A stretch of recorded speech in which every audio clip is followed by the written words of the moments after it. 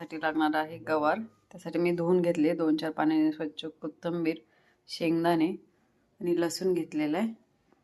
लसूण आणि शेंगदाणे बारीक करून घ्यायचे आहेत मिक्सरमधून. तुम्हाला जर बारीक हवं असेल तर बारीक करू शकता, ते मोठं ठेवायचं असेल तर मोठं ठेवू शकता. शेंगदाण्याचं कूट.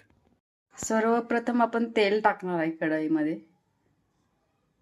तापून घ्यायचं चांगलं. चवीसाठी मी लसूण टाकणार आहे. टाकून घेणार आहोत आपण.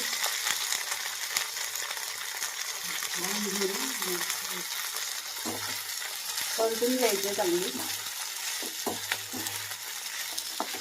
नंतर मीठ टाकून वाफवून घ्यायची झाकण ठेवून. त्यामुळे चांगली चव येते गवारीला. चवीनुसार मीठ घालायचं त्याच्यामध्ये. गवार वाफून झालेले, त्यामध्ये आपण मसाले ॲड करणार आहे. गोडा मसाला टाकायचा आहे 2 चमचे छोटे. गरम मसाला, हा घरचा मसाला टाकणार आहे थोडासा.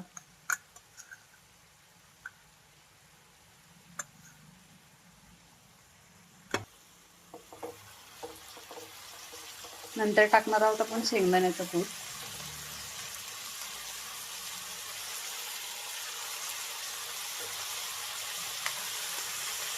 शेंग आणि ते मस्त परतून घ्यायचं, एकजीव करून घ्यायचं आहे.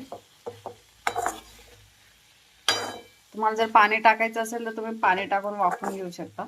मी पाणी न टाकता वाफवणार आहे, त्यामुळे चांगली चव येते भाजीला.